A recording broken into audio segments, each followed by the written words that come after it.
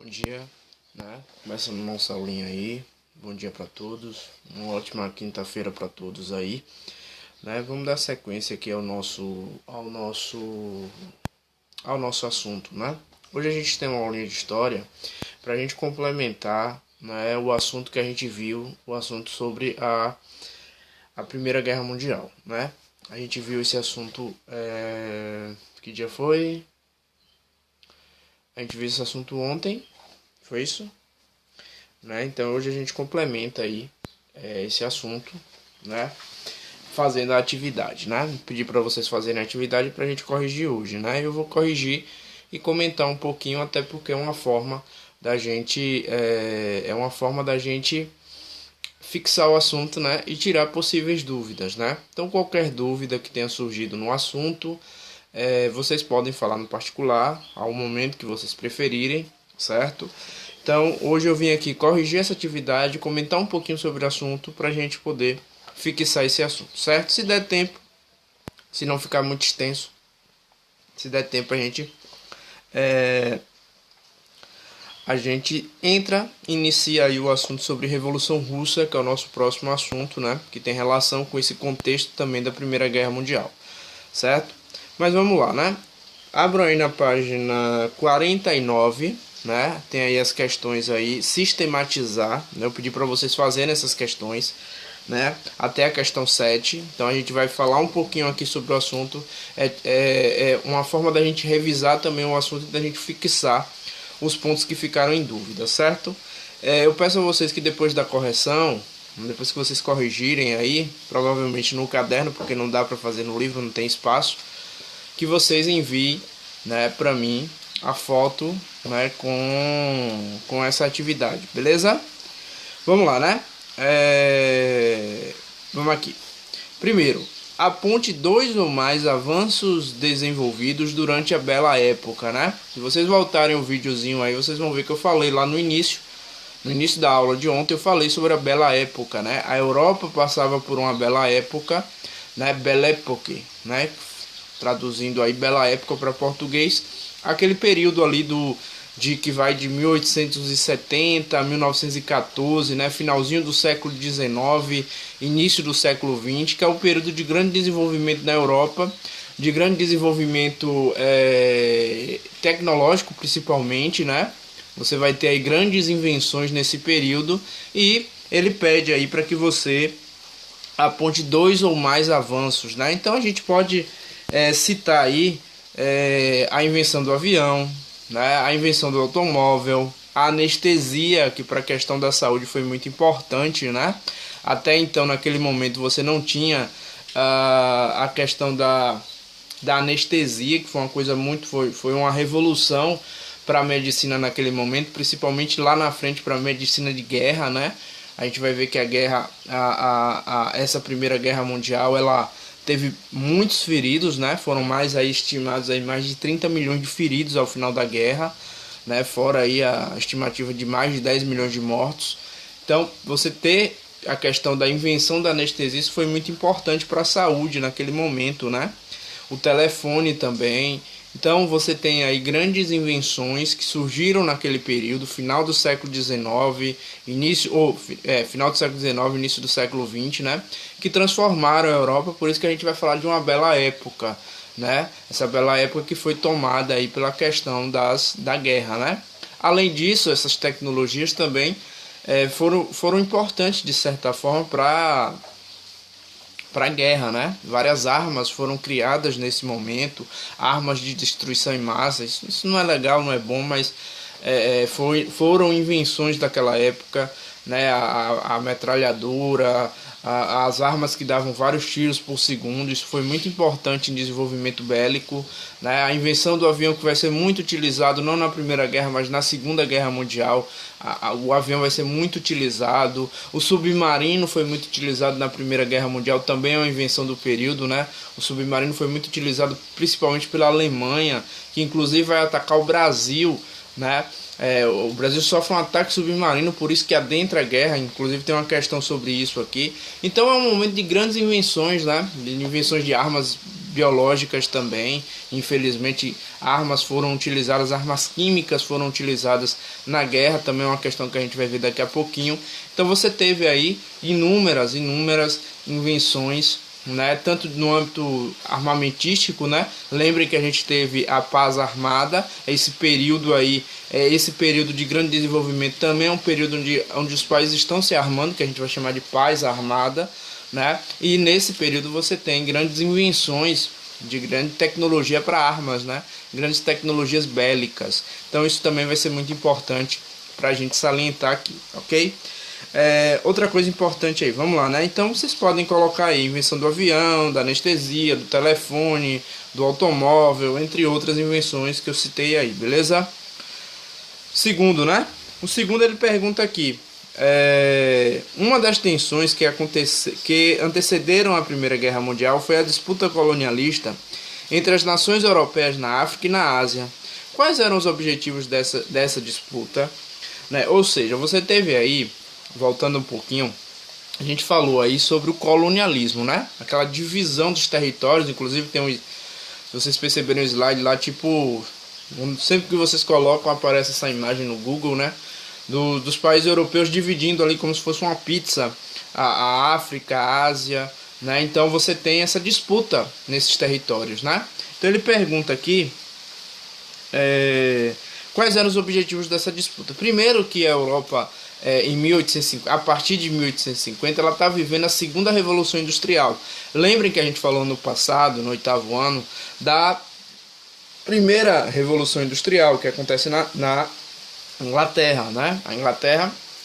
É na Inglaterra que acontece a primeira revolução industrial, principalmente ali no Reino Unido, naquela região ali da Escócia e da Inglaterra, né? E a segunda revolução industrial, a partir de 1850, ela vai acontecer de fato praticamente em toda a Europa, né? Principalmente aí na França, na própria Inglaterra, na Bélgica, a Alemanha também entrando aí, né? O Império, não a Alemanha ainda, porque não era uma Alemanha unificada, a Alemanha vai se unificar em 1871, mas em 1850 você tinha ali o Império, a Prússia, né? A Prússia, que era o grande território alemão que depois vai se unificar e se tornar a Alemanha. A Prússia também tinha um desenvolvimento industrial muito importante.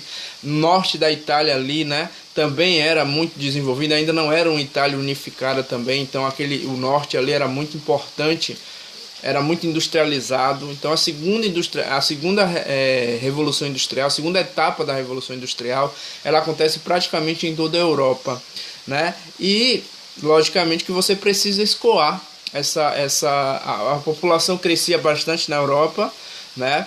E você precisava de matéria-prima, você precisava de mão de obra, você precisava também escoar essa produção, ou seja, de mercado consumidor.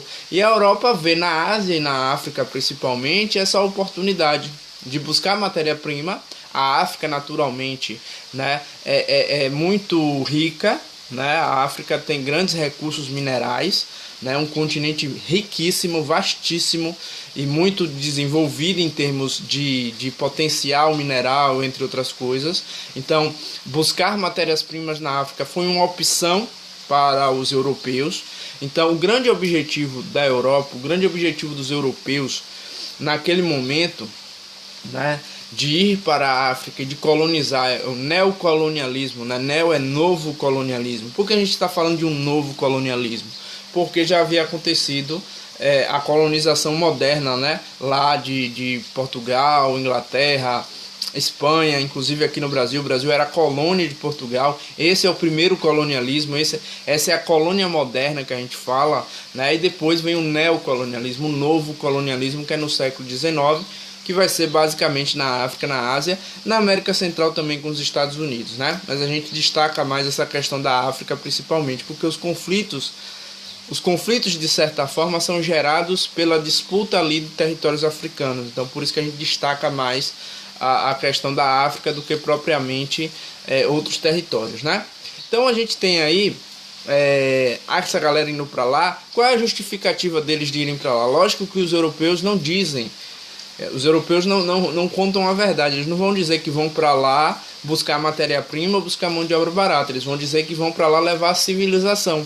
né? Eles vão dizer, ó, os africanos e os asiáticos são povos sem civilização, sem cultura, vou para lá ajudá-los, levar civilização, é uma expedição civilizadora, né? Isso é um pouquinho do pensamento positivista de superioridade europeia, né? Que a gente viu também ano passado no 8º ano. Então, essa galera tá indo para lá com essa justificativa, mas o real interesse, que é o que pergunta a segunda questão, né? Qual eram os objetivos dessa disputa? Primeiro, era obter matéria-prima. Então coloca aí, obter matéria-prima, vírgula,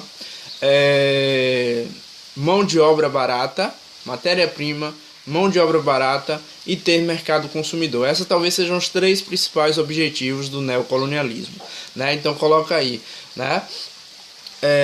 Obter matéria-prima, mão de obra barata e mercado consumidor. Esses eram os grandes objetivos dos europeus, principalmente a matéria-prima e a mão de obra barata, beleza? Então essa é a resposta da segunda questão. Esse era o grande objetivo desses caras, era o motivo das grandes disputas, né? Era o mercado consumidor, era a matéria-prima barata e mão de obra barata, ok?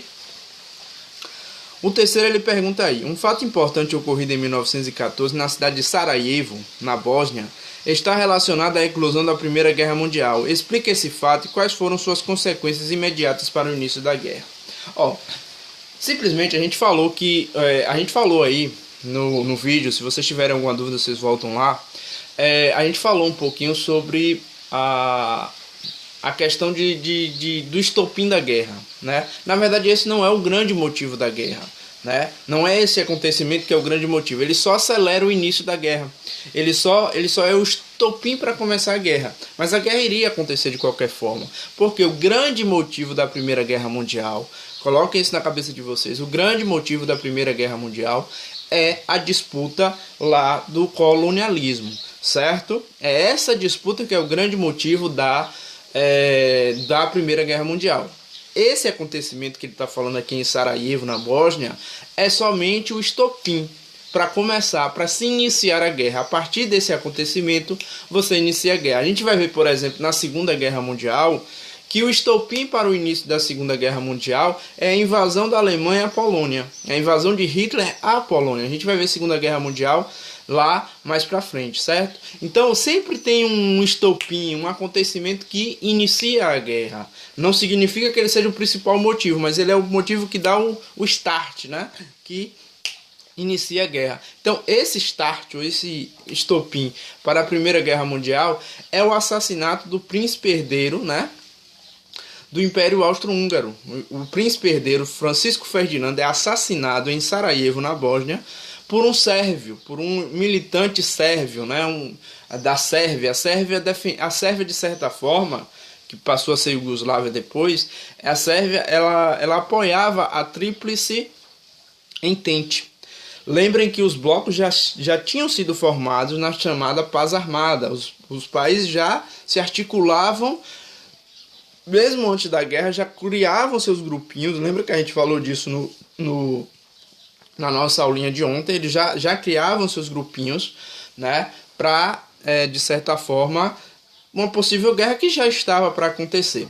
E quando esse acontecimento vem à tona, né, esse militante sérvio ele mata o Francisco Ferdinando e a esposa dele, né, lá num evento lá em Sarajevo, na Bósnia, é o estopim para o início da guerra. O Império Austro-Húngaro declara guerra à Sérvia. Lembra que o Império Austro-Húngaro era da Tríplice Aliança e a Sérvia apoiava a Tríplice Entente, e aí os outros países vão acabar entrando nesse conflito e também vão declarar guerra, né? E aí se inicia a Primeira Guerra Mundial em 1914. Então o estopim para o início da guerra é realmente esse, né? Que ele pergunta aqui. Explique quais foram esses fatos. O fato, bota aí, resposta: assassinato do príncipe herdeiro austro-húngaro Francisco Ferdinando. O assassinato do príncipe herdeiro do Império Austro-Húngaro Francisco Ferdinando é esse acontecimento que vai dar o estalo aí para o início da guerra, certo? E a consequência desse movimento é o quê? Declarações de guerras mútuas, né? Ou seja, qual é a consequência? Declaração de guerra. Então essa é a principal consequência desse fato, dessa atitude. É a partir daí que começam as declarações de guerra, né? Então, como resposta, você tem aí o acontecimento que ele quer saber aí o assassinato do príncipe herdeiro do Império Austro-Húngaro, Francisco Ferdinando, e, consequência, você tem declarações de guerra. Beleza? Anota aí que essa é a resposta do terceiro, ok? O quarto pergunta aí. Entre 1917 e 1918, alguns fatos foram determinantes para a derrota da Tríplice Aliança na guerra. Quais foram os acontecimentos que colaboraram para isso? Gente, eu vou destacar um principal, né? Você pode até citar dois, mas para mim o principal, e eu falei isso no vídeo para vocês, o principal acontecimento que leva ao fim da guerra, o desequilíbrio da guerra, é justamente a entrada dos Estados Unidos do lado da Tríplice Entente, certo? Esse é o grande fato, esse é o grande momento que desequilibra a guerra. A guerra de 1914, que é uma guerra de trincheiras, a gente falou, a guerra de 1914 até 1917 era uma guerra equilibrada, era uma guerra sem muito, como é que eu posso dizer, sem muita vantagem de um lado ou de outro. Eles se mantinham ali equilibrados, principalmente era uma guerra de táticas, mas uma guerra muito de trincheira, uma guerra muito fixa, uma guerra muito parada, né? Então não tinha movimentação. Quem vai fazer com que isso aconteça é a entrada dos Estados Unidos. Os Estados Unidos eram uma potência bélica, tanto que após a Primeira Guerra Mundial, os Estados Unidos se tornam a principal potência do mundo. Os Estados Unidos não era a principal potência do mundo antes da Primeira Guerra Mundial. Esse título era da Inglaterra. A Inglaterra era a principal potência mundial, e após a Primeira Guerra Mundial, os Estados Unidos, que entrou nela em 1917, apenas em 1917 os Estados Unidos entram na guerra, após um ataque alemão aí a bases americanas, os Estados Unidos acabam adentrando a guerra, acaba declarando guerra à Alemanha, e é a partir desse acontecimento principal que você vai ter o desequilíbrio e o fim da guerra, né? Então coloca como resposta aí, eu vou colocar dois, mas o principal realmente é isso.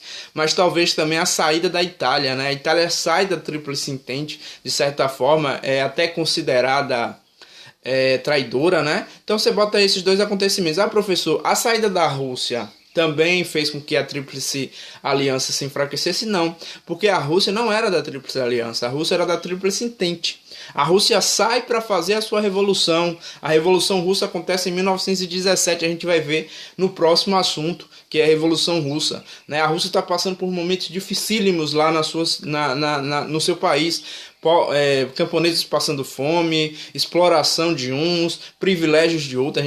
A gente viu ano passado que isso gerou a Revolução Francesa, por exemplo, né? Que é um assuntozinho que até a gente está vendo lá no 8º ano, né? Que é os privilégios da nobreza francesa leva à Revolução Francesa, né? Então você tem ali, né, naquele momento a Rússia saindo, só que a Rússia sai da Tríplice Entente, então isso enfraqueceria a Tríplice Entente, tanto que a Alemanha, quando a Rússia sai do conflito, a Alemanha, de certa forma, ela vislumbra uma vitória. Ela diz, pô, vai ficar mais enfraquecida agora porque a Rússia saiu. A Rússia era, de certa forma, uma potência bélica, apesar de não investir no seu povo, mas era uma potência bélica.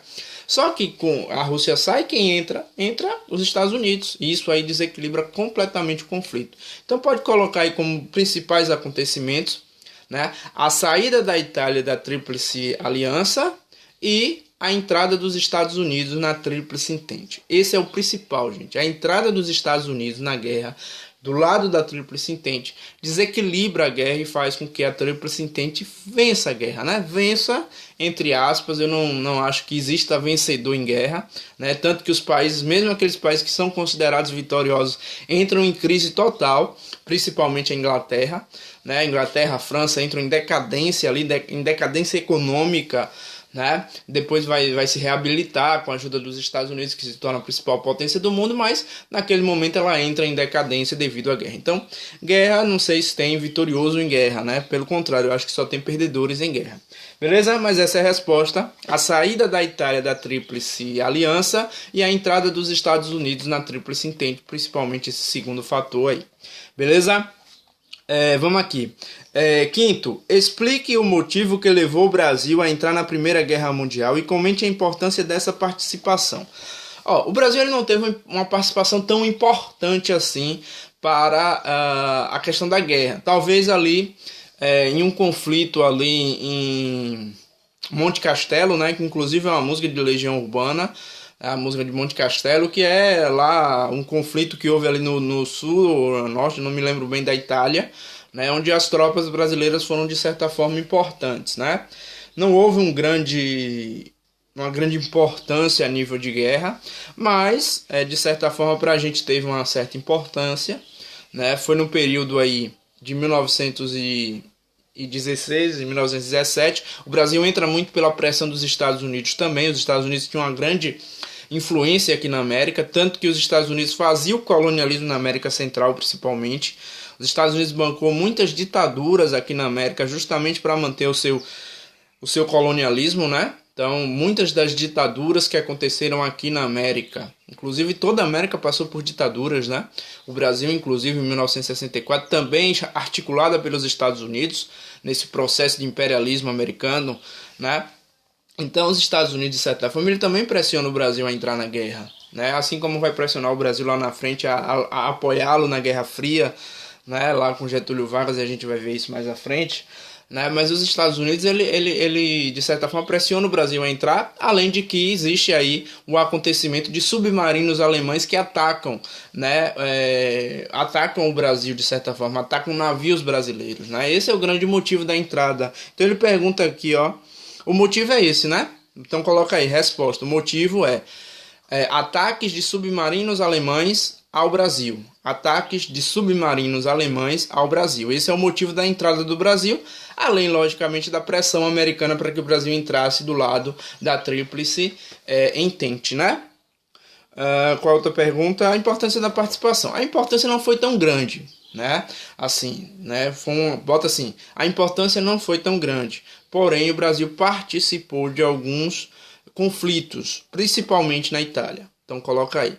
A participação não foi tão importante, porém o Brasil participou de conflitos no território italiano, com vitórias importantes ali naquele momento, mas não foi tão expressiva para a questão da guerra, né? Então anota isso aí, certo? Essa é a nossa quinta questão. Na sexta questão você tem: sobre a Primeira Guerra Mundial, reescreva no caderno as afirmativas corretas. Ele quer que você reescreva nos cadernos as que estão erradas. Então a gente vai ver qual é a alternativa que está errada aqui. Você tem uma ou mais de uma e vai reescrever ela corretamente, certo? Então vamos analisar aí qual é que a gente vai reescrever, quais que a gente vai reescrever.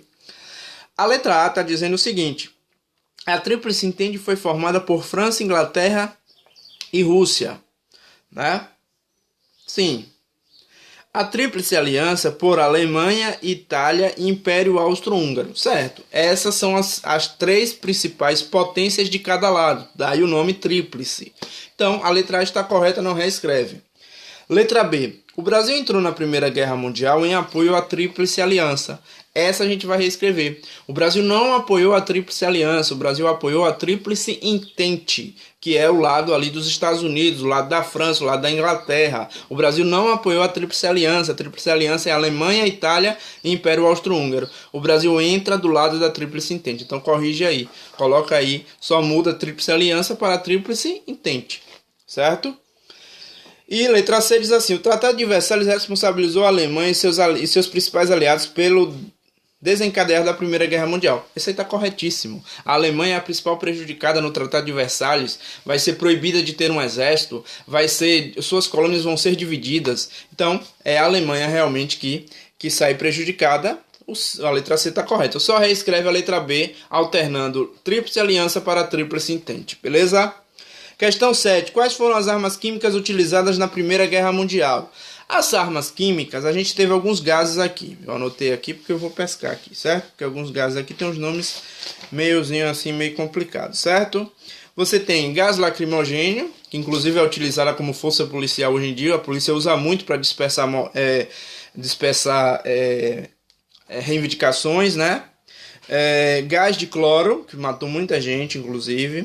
Gases de cianeto de hidrogênio e mostarda. O gás mostarda também ainda é utilizado hoje em dia, não com a mortalidade que tinha naquela época. Então muita gente morreu, né? Chega-se a dizer que mais de 100 mil pessoas, 100 mil soldados morreram por conta das armas químicas, beleza? Então são esses aí, ó. Anota aí, ó.